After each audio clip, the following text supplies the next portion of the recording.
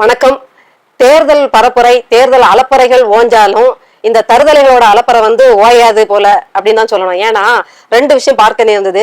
ஒண்ணு ஃப்ரண்ட்லைன் பத்திரிகை ஒரு மறுப்பு செய்தி போட்டிருந்தது. இந்த தருதலை கூட்டம், இந்த தற்குறி கூட்டம், இந்த முட்டாள் கூட்டம் எங்களுடைய பத்திரிகை முகப்பை தவறுதலா பயன்படுத்தி, அதாவது எடிட்டிங் மூளையை பயன்படுத்தி நாங்க என்னவோ விஜய் அலை பெருகி உள்ளது, அலைகள் ஓய்வதில்லை, தாவேக அலைகள் ஓய்வதில்லை அப்படின்ட்டு நாங்க பத்திரிகை செய்தியா போட்ட மாதிரி தவறா பரப்புறாங்க. எங்களுடைய ஃப்ரண்ட்லைன் பத்திரிகை விஜயை ஆதரித்து அப்படி எதுவும் அலைகள் ஓய்வதில்லைன்னு போடல. அது அலைகள் ஓய்தா ஓயலையாங்கிறது 4ஆம் தேதி பார்த்தா தெரிஞ்சு போகும். ஆனா நாங்க அப்படி எந்த செய்தியும் போடல. இவங்க அலப்பற தாங்க முடியல. இது ஒரு ஃபேக் நியூஸ், இது ஒரு போலித்தனமானதுன்னு தாவேக்காவோட போலித்தனத்தை, அது ஏற்கனவே அது திமுக மாதிரி இன்னொரு போலித்தனமான ஏமாற்று அரசியல் தானே அப்படின்ட்டு அவங்க போட்டு பொழந்து எடுத்துட்டாங்க.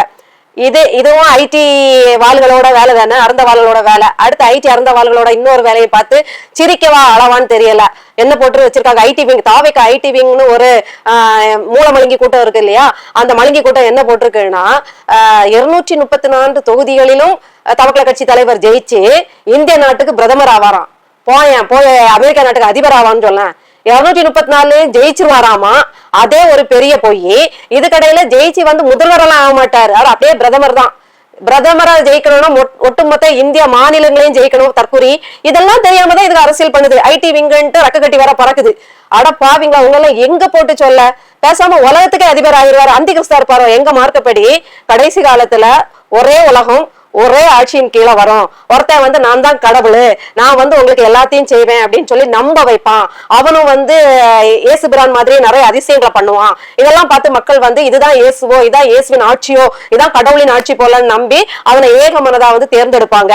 அவன் ஒரு 3 வருஷம் நல்லபடியா ஆடுற மாதிரி நாடகம் ஆடுவான், அப்புறம் அவன் கை வேலையை காட்டுவான் அப்படிங்கிற மாதிரி எங்க மார்க்கத்துல சொல்லியிருக்கோம்.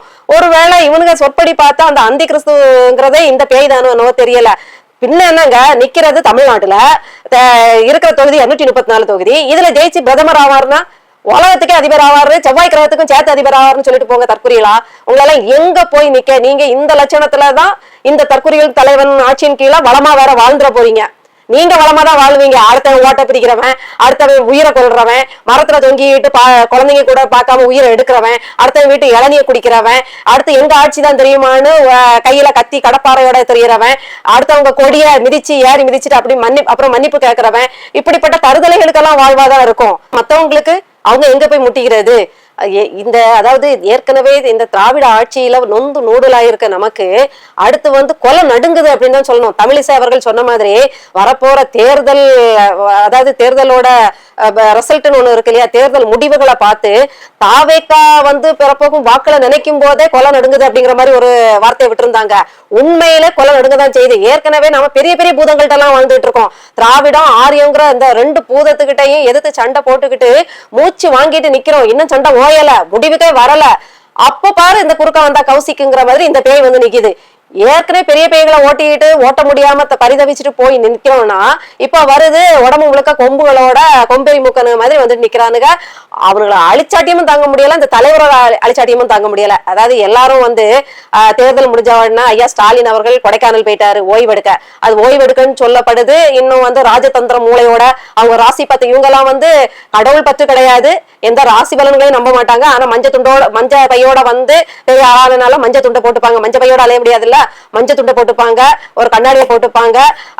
அதே மாதிரி இவர் ராசியான இடம் பார்த்து போய் கொடைக்கானல்ல போன வாட்டி போய் உட்கார்ந்து மனைவியோட ஆலோசனை செய்ததன் பேர்லதான் அவர் அரசாட்சி நல்லா நடத்தினாராமா. அதனால இப்போ கொடைக்கானல் தான் ராசியான இடம், இங்க இருந்துதான் நம்ம அமைச்சரவே மாற்றி அமைக்க முடியும் அப்படின்ட்டு ஒரு கூட்டல் கழித்தல் கணக்குலதான் அவர் போய் உட்கார்ந்துருக்காரு. மொத்தத்துல ஒரு பெரிய அமைச்சரவை பட்டியலை தயார் செய்து அடுத்து நம்மள எப்படியெல்லாம் திட்டம் தீட்டி நம்மள நாசமாக்குறது, எப்படி நம்மள நவீனமயமா கொடுமைப்படுத்துறது அப்படின்னு உட்கார்ந்து குடும்பத்தோட யோசிச்சுட்டு இருக்கதா ஒரு தகவல். அவரு சின்னவரு அவருடைய படைப்பட்டாளத்தோடு குடும்பத்தோட துபாய்க்கு பறந்து போயாச்சு. அவர் அங்க என்ன சின்ன அமைச்சரவையை கூட்டுறாருன்னு நமக்கு தெரியல. அடுத்தது பாத்தீங்கன்னா தாவேக்கா பனையூர் பண்ணையார் பனையூரில் ஓய்வு. ஆனா அண்ணன் சீமான் அவர்கள் தான் வருகின்ற மே 18 நினைவேந்தல் குறித்த அந்த திட்டங்கள்ல இருக்கிறாரு. போதாக்குறைக்கு வேட்பாளர்கள் தங்களுடைய வேட்பாளர்கள் உறவுகள் பாதிக்கப்பட்டதை கண்டிச்சு வந்து நாம் தமிழர் முன்னெடுக்க வேண்டிய கண்டன ஆர்ப்பாட்டத்துக்கு அந்த திட்டங்களை தீட்டிட்டு இருக்காரு. இன்னும் அவர் ஓய்வே எடுக்கல. அவர் இன்னும் கட்சியில வந்து உயிர் போட தான் இருக்காரு. அப்படிங்கிற உயிர் போட இருக்காருன்னு சும்மா எல்லாம் சொல்லலங்க.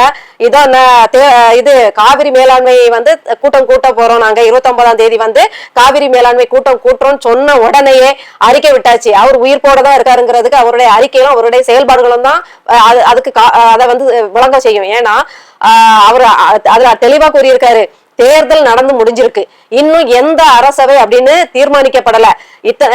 பல்வேறு மாநிலங்கள் அஸ்ஸாம் தமிழகம் உட்பட இன்னும் பிற மாநிலங்கள் வந்து இன்னும் வந்து தேர்தல் முடிவே வந்து அரசாட்சி அமையல. குறிப்பா தமிழ்நாட்டுல தேர்தல் முடிவே வருகின்ற 4ஆம் தேதி தான் வரப்போகுது.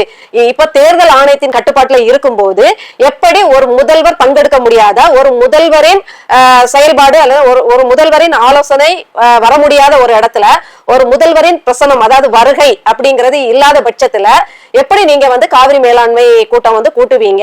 இந்த காவிரி மேலாண்மையில கர்நாடக அரசுக்கும் தமிழ்நாட்டுக்கும் தானே சம்பந்தம் இருக்கு. அப்ப தமிழ்நாடு முதல்வர்னு ஒண்ணு வந்து அவரோட அபிப்பிராயம் இல்லது அவர் என்ன சொல்ல வராரு, அவருடைய திட்டம் என்ன, அவருடைய கோரிக்கை என்ன அப்படின்னு கேட்காம தமிழ்நாட்டின் முடிவு என்ன இதுல அப்படின்னு சொல்றதுக்கு ஒருத்தர் இன்னும் வராத நிலையில நீங்க எப்படி காவிரி மேலாண்மையை கூட்டுவீங்க? இது வந்து உங்களோட அதிமேதாவித்தனத்தை மட்டும் காட்டல, சந்து பொந்துல போய் எப்படியாவது கர்நாடகத்துக்கு சாதகமான ஒரு தீர்ப்பை வழங்கிடணும், ஒரு முடிவை எடுக்கணுங்கிற முனைப்பை தான் இது காட்டுது. இப்போ நீங்க தமிழகத்தை இந்த ஆரியம் வஞ்சிக்குது, திராவிடமும் ஆரியமும் கூட்டு களவாணித்தனம் பண்ணுது இதுல அப்படிங்கிற ஒரு அறிக்கையை விட்டுட்டு தான் அவரு வந்து சுற்றி சுழன்று தன்னுடைய வேலையை பார்த்துட்டு தான் இருக்காரு. பனையூர் பண்ணையார் மட்டும் ஓய்வு எடுக்கிறாருன்னு சொல்லிட்டோம் இல்லையா, இவருக்கு பொங்கிடுச்சு. உடனே நான் மட்டும் என்ன சும்மாவா இருப்பேன், நான் பாருங்க எப்படி அரசியல் பண்றேன், என்னமா பண்ணுவார் தெரியுமா? இவருக்கு அரசியல் தெரியாது, இப்படி அறிக்கை கொடுக்க தெரியாது, யார் பக்கம் நின்று பேசணும்னு தெரியாது. பிஜேபிய கடிச்சோம்னா அது வந்து கரூர் விஷயத்துல உள்ள போட்டு தள்ளிடும். திராவிடத்தை மட்டும் கடிக்கிற மாதிரி கொஞ்சம் நடிச்சோம்னா தான் தப்பிச்சோம். நமக்கு இப்போ தேர்தல் நடந்துகிட்டு இருக்கும் போதே, ஆட்சி நடந்துகிட்டு இருக்கும் போதே, திமுக ஆட்சி நடந்துட்டு இருக்கும் போதே, அரசியலுக்கு வந்து 2 வருஷம் ஆகியுமே நமக்கு வந்து அரசியல் பேச தெரியல. இப்ப தேர்தல் முடிஞ்ச கையோட இனிமே என்ன ஆகுமோங்கிறத பேசிட்டோம்னா நமக்கு என்ன ஆகுமோங்கிற பயம் அவருக்கு மேலவங்க அவர் கையில எடுத்தாரு. பாருங்க, போடு திருச்செந்தூருக்கு ஒரு போடு, அடுத்தது ஸ்ரீஹரி பாபாவுக்கு ஒரு போடுன்ட்டு அத்தனை தெய்வங்கள் காலிலே விழ ஆரம்பிச்சிட்டாரு. எப்படியாவது என்ன காப்பாத்து, எப்படியாவது என்ன ஜெயிக்க வச்சிரு அப்படின்னு. இந்த பேய் அதாவது பண்ணின பூஜைக்கு பேரு சத்ரு சம்ஹார பூஜையா. அதாவது தனக்கு எதிரிகள் வந்து அழியணும், தனக்கு எதிராக நிக்கிற சத்துருக்களோட இதுகள் எல்லாம் பலிக்க கூடாது, அப்படி தனக்கு எதிரான தீய சக்திகள் வந்து வழங்காம போயிடணும்ட்டு பூஜை பண்ணியிருக்காராம். உண்மையிலே அந்த பூஜை வந்து நிறைவேறுச்சுன்னா இந்த பெரிய சத்ரு தான் முதல்ல அழியணும். ஏன்னா தமிழ்நாட்டுக்கு பிடிச்ச திராவிட சத்ருக்கு அடுத்தபடியா இது எல்லாம் கலந்த ஒரு சத்ரு, ஆரியமும் திராவிடமும் கலந்த கலவையா என்ன டபுள் மேஜிக் இல்லைன்னா டபுள் ஸ்ட்ரென்த்தோட வரும் அப்படின்னு சொல்லுவாங்க இல்லையா, அந்த மாதிரி பல மடங்கு தீய சக்திகளின் ஸ்ட்ரென்த்தோட வரக்கூடிய ஒரு சத்ரு தான் தமிழ்நாட்டுக்கு வந்த புதிய ஒரு மாற்று சத்ரு. இந்த சத்ரு தான் முதல்ல அழியணும். இந்த தீய சக்தி முதல்ல அழிஞ்சா அது திராவிடத்தை அழிக்கிறதுங்கிறது போர் நடந்துகிட்டே தான் இருக்கு, அழிச்சிடலாம். இது ஒரு மோசமான சமூக குப்பை ஒரு சத்ருவாச்ச, அதனால இந்த சத்ரு தான் அழியணும் அப்படிங்கறத நம்மளுடைய ஒரு பெரிய கோரிக்கையும் வேண்டுதலும். இப்பதான் ஒரு செய்தி அறிஞ்சேன், தாவேகா நிர்வாகி ஒருத்தர் வீட்டுல விளையாடிட்டு இருந்த ஒரு சின்ன பிள்ளைய கடத்திட்டு போயிருக்காரு அப்படின்னு. மொத்தமும் குற்றவாளிகளின் கூடாரங்க. அவருடைய வேட்பாளர் தேர்வு பாத்தீங்கன்னா கிட்டத்தட்ட 70% பேர் வந்து குற்றப்பின்னணி உடையவர்கள், கட்ட பஞ்சாயத்து உள்ளவங்க, கொலை குற்றப்பின்னணி உள்ளவங்க, அடிதடி கேஸ்ல உள்ளவங்க. எல்லா உலகத்துல திமுக என்ன அயோக்கியத்தனம் பண்ணிச்சோ அத்தனையும் திமுக அதிமுகல இருந்து பண்ணிட்டு வந்தவனுங்க. ஊழல் செஞ்சு அந்த தேனை வந்து புறங்கையால நக்குன நாதாரிகள் கிடையாது, முழு தேனையும் கொட்டிக்கிட்ட நாதாரிகள். அப்போ அதுல இருக்க உறுப்பினர்கள் எப்படி இருப்பாங்க? தாவேகா விசிறி எப்படி இருக்கும்? குழந்தை கடத்தல தாவேகா உள்ளவன் சிக்கி இருக்காம்னா, ஆட்சிக்கு வரதுக்கு முன்னாடியே இந்த லட்சணங்கள் எல்லாம் இப்படி இருந்துச்சுன்னா இவரு பெண்களுக்கு பாதுகாப்பான், சிறுமியல் பாலியல் வன்கொடுமை எல்லாம் இவர் ஆட்சியில நடக்காதான். இவர் ஆட்சிக்கு வந்துட்டாருன்னா பாலியல் வன்கொடுமையே நடக்காதான். இப்ப இந்த சிறுமியை அவன் கடத்தி என்ன பண்ணிருப்பான்? பாலியல் வன்கொடுமைக்கு தான் அவன் கடத்திருப்பான், இல்ல அவனை அந்த குழந்தைய கடத்திட்டு போய் விக்கிறதோ ஏதோ ஒரு லாபத்துக்காக அந்த குழந்தை கொல்ல கூட அவன் நேரும். வாக்குமூலத்துல வேற தங்க செயின் இருந்தது, அதை வந்து எடுக்கிறதுக்கு தான் நான் கடத்திட்டு போனேன் அப்படிங்கிறான். அவன் தங்க செயினை பிடுங்கிறதுக்கு எடுத்துட்டு போனானா இல்ல அந்த தங்கத்தோட உயிர், அதாவது அந்த சிறுமிங்கிற அந்த தங்கம் இருக்கு இல்லையா, ஒவ்வொரு பிள்ளைங்களும் நமக்கு தங்கம் மாதிரி தான், அந்த தங்கத்தோட உயிரை பறிக்கிறதுக்கும் இல்ல உயிரை எடுக்கிறதுக்கும் அவன் தூக்கிட்டு போனானான்னு தெரியல. அப்போ ஆட்சிக்கு வரதுக்கு முன்னாடியே இந்த தருதலை கூட்டத்தோட லட்சணம் இப்படி இருக்குன்னா இந்த தருதலைகளின் தலைவன், அதாவது சத்ரு, தமிழ்நாட்டை பிடித்த புதிய சத்ருவான இந்த விஜய் அவர்கள் ஆட்சியில வந்தாருன்னா என்னத்துக்காகும்? உங்களுக்கு எதை பத்தியும் கவலை இல்ல. ஜோசப்னு ஒரு கூட்டம் கிறிஸ்டியன் அவருக்கு ஓட்டு போடுறது என்ன, கோயில்ல உருண்டாரு, அவர் சினிமால கெத்தா நடிச்சாரு, ஆடுனாரு, பாடுனாரு. பாவீங்களா? நல்லா ஆடுனா நல்லா நடிச்சா தலைவராக்குவீங்களா? எந்த ஊர்லடா நியாயம்? நடிச்சா தலைவராக்கலான்னு எங்க சொல்லி கொடுத்தாங்க? எந்த பாடத்துல படிச்சீங்க? எனக்கு ஒண்ணுமே புரியல. இதுல வேற நம்ம ஐயா கொடைக்கானலுக்கு போனவர் வேற 10,000 ரூபாய் தான் அவரு அபிடவிட்ல இருக்குனாரு. நான் அப்பவே பல காணொலிகள்ல சொன்னேன், ஊபிகள்கிட்ட கொஞ்சம் பாத்துக்கிட்டு ஐயாக்கு செலவுக்கு கொஞ்சம் காசு போட்டு விடுங்க, கையில கொஞ்சம் கைமாத்து செலவுக்கு கையில பாக்கெட்ல கொஞ்சம் வச்சு விடுங்க அப்படின்னு சொன்னேன். நீங்க யாரும் கேட்கல. 10,000த்துல அவருக்கு தேர்தல் பரப்புரையில ஒரு நாளைக்கு ஒரு கிளாஸ் மோர் வாங்கி கொடுக்கறதுக்கே அது காலியா இருக்கும். அந்தம்மா 40,000த்துல கேஸ் சிலிண்டர் வாங்கி சமைச்சிருக்குமா, இபி பில் கட்டி இருக்குமா? அதனால மனைவியும் நம்ம ஒண்ணும் சொல்ல முடியாது. ஊபிகள்கிட்ட சொன்னேன், இப்ப பாருங்க, இப்ப 10,000 காலியாகி இவர் கொடைக்கானல்ல வந்து இன்ப சுற்றுலா வேற போயிருக்காரு, ஓய்வெடுக்க வேற போயிருக்காரு. போனவர்கிட்ட நீங்க காசு கொடுக்காம அனுப்பியிருக்கீங்க. ஒரு கடையில போய் பாக்கெட்ல காசு இல்ல, பாக்கெட்ல கைய வச்சுட்டு காலியா இருக்குது, ஏதாவது டீக்கு கொஞ்சம் குளிருக்கு இதமா கொடுங்கன்னு கேட்டுட்டு நிக்காரு. ஏன் இப்படிப்பட்ட பரிதாப நிலைக்கெல்லாம் அவரை தள்ளுறீங்க? ஆனா நான் இதுல வந்து அவருடைய மனைவி துர்கா ஸ்டாலின் இருக்காங்க இல்லையா, அவங்கள தாங்க சொல்லுவேன். முழுக்க முழுக்க நீங்க தான் காரணம். இந்த தமிழ்நாட்டுல இத்தனை ஆண்டுகள்ல குடிகார புருஷனுக்கு ஒண்ணுனா கூட தாலியை வித்து குடிகார புருஷனை காப்பாத்துவாங்க தெரியுமா நம்ம தமிழ்நாட்டு பெண்கள். அவன் வந்து அவளை இல்லாத அட்டூழியம் பண்ணுவான், ஊரு பூரா பொண்ணு பொறுக்கிட்டு திரிவான், இருக்கிற சட்டு சாமான் எல்லாம் வித்து வித்து யாருக்கோ கொடுப்பான், இல்ல குடிச்சு திப்பான்.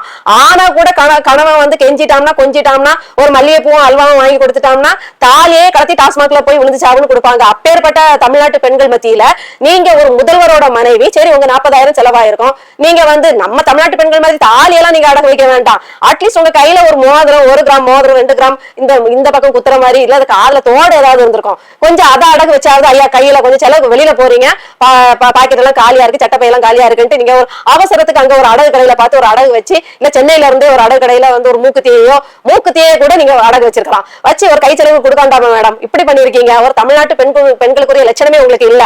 அவர் முதல்வர் ஓசியில கொடுத்துருவாங்களா? நீங்க முதல்வர்கள், நீங்க ஓசியில பேருந்து பயணம் கொடுப்பீங்க, நீங்க ஓசியில வந்து இலவசம் கொடுப்பீங்க, ஓசியில நாங்க வந்து ஃபேர் அண்ட் லவ்லி போடுற அளவுக்கு எங்களோட அழகுல எல்லாம் நீங்க வந்து ரொம்ப கவனம் எடுத்து சில பேர் கொண்டு 1000 ரூபாய் உதவி தொகை எல்லாம் தருவீங்க. ஆனா முதல்வருக்கு யாரு கொடுப்பா? நீங்க தான் கொடுக்கணும்.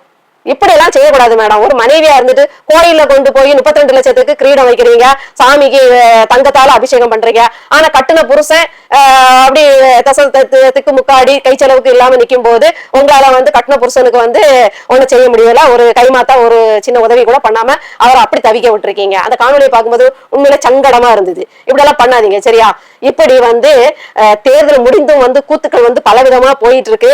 நமக்கு வந்து ஐயோ அந்த தருதலை கூட்டம் ஒரு பக்கம், பணப்பட்டுவாடா ஒரு பக்கம், இதெல்லாம் சேர்ந்து தமிழ் தேசியத்தை அமுக்குதோ, தமிழ் தேசியத்தை வந்து இவங்க வந்து அமுக்குறதுல ரொம்ப தீவிரமா ஆரியம் திராவிடமும் இந்த தாவக்கல கட்சியும் இருக்குதோ அப்படின்னு நினைச்சு நம்ம வேதனைப்பட்டாலும், ஒரு பதபதப்போட நம்ம வந்து 4ஆம் தேதி எதிர்பார்த்து காத்திருந்தாலும், இந்த அக்கப்போர்களை பார்க்கும்போது கொஞ்சம் மனசு விட்டு சிரிக்கிற மாதிரி, அதாவது 234 தொகுதியிலேயும் ஜெயிச்சு இந்திய பிரதமராகும் வாய்ப்பு பெற்ற தவக்கல கட்சி விஜய் அவர்களை நினைச்சு சிரிக்கவா, இல்ல வந்து இப்படி 10,000 40,000 மட்டுமே கையிருப்பு வச்சுக்கிட்டு கொடைக்கானல்ல யாரை நம்பிட்டு ஊருக்கு போனாங்கன்னே தெரியாம முடிச்சிட்டு இருக்க ஐயா ஸ்டாலின் அவர்களை பார்த்து சிரிக்கிறதா, இல்ல அப்பாவுக்கும் அம்மாவுக்கும் கை செலவுக்கு ரெட் ஜெயின் மூவிஸ் லாபத்துல கொஞ்சம் காசு கொடுத்து அனுப்பியிருக்கலாம், அதை கூட வலிச்சு தொடச்சி எடுத்து துபாய்க்கு போன உதயநிதி அவர்களை பார்த்து சிரிக்கவா?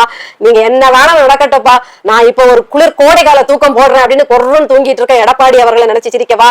நான் இருக்கேன், அவர் மட்டும் தான் அரசியல் பேசுவாரா? இவங்க மட்டும் தான் பேசுவாங்களா, அறிக்கை கொடுப்பாங்களா? நான் பாரு அட்டென்ஷன் சீக்கிங் எப்படி பண்றேன் பாரு. இப்ப கூட தேர்தல் முடிஞ்ச பிறகு கூட நான் கூட்டத்தை கூட்டுறேன் பாருன்னு, கூட்டத்தை கூட்டுற வியாதியில கஷ்டப்படுற மனநோய் பீடிக்கப்பட்ட தாவேகா தலைவர் வந்து நடுராத்திரி கூட கோயிலுக்கு போறத கைபேசியில பரப்பி வழிநடுக பூத்துவ வச்சு கையை காட்டி அவரு போனாருன்னா லட்சக்கணக்கானவர் கையை காட்டணும், இப்படி இப்படி காட்டினாதாங்க அவருக்கு தூக்கம் வரும். உச்சத்தை விட்டுட்டு வந்தவர் ஒரு உச்சக்கட்ட மனநோயில இருக்கிறனால அவருக்கு வந்து கோயிலா சுத்திட்டு இருக்காரு. கோயிலுக்கு போறது இறைவனை வழிபடுறதுக்கு கிடையாது, தீய சக்தி அழிக்கணுமா அந்த நோக்கம். அதாவது இவருக்கு தடைகள் நீங்கணும், இவர் ஜெயிக்கணும் அப்படிங்கிற சுயநலமும் அதுதானே தவிர மக்களை காப்பாத்த போறோம், நான் வெற்றி பெற்றா நான் மக்களுக்கு என்ன செய்ய போறேன், திட்டமா தா இறைவா, நல்ல நல்ல திட்டமா என் மூளையை இப்பயாவது வேலை செய்யவை, செத்து கிடக்கக்கூடிய என் மூளைக்கு கொஞ்சம் கீ கொடு, மூளையில ஒண்ணுமே ஏற மாட்டேங்குது, கொஞ்சம் நல்ல புத்தி தா, நான் நல்ல நல்ல திட்டமா நீ என் மூளைக்குள்ள அப்பிட்டேன்னு வச்சுக்கோயேன், நான் வந்து அதை திட்டமா செயல்படுத்தி தள்ளிடுவேன், மக்களை வாழுன்னு வாழ வச்சிருவேன் அப்படின்லாம் போய் அவரு நிக்கல. மீடியால வரணும், தன்னுடைய அலை வந்து பரவிட்டே இருக்க, என்ன தாவேக்கா விஜய் அலைகள் ஓய்வதில்லை அப்படின்ட்டு காட்டிக்கிட்டே இருக்கணும், தன்னை பத்தியே பேசணும், தன்னை பத்தியே ஊடகம் வந்து பேசிக்கிட்டே இருக்கணும், எப்பவுமே நம்ம இருப்பை வந்து தக்க வச்சுக்கணும் அப்படிங்கிற ஒரு விளம்பரம். அந்த மோடித்தனமான அரசியல், அந்த இது ஸ்டாலின் தனமான அரசியல், கருணாநிதி தனம் அப்படிம்பாங்க இல்லையா, மோடித்தனம், கருணாநிதி தனம், ஸ்டாலின் தனம், ஜெயலலிதா தனம் அப்படின்னு எல்லா தனங்களையும் கையகத்தே கொண்டு இவர் வந்து நடந்துகிட்டு இருக்காரு. நம்ம தமிழ்நாட்டை யாரு காப்பாத்த போறா, எப்படி காப்பாத்த போறாங்கிறது ஒரு பெரிய கேள்விக்குறியாதான் இருக்குது.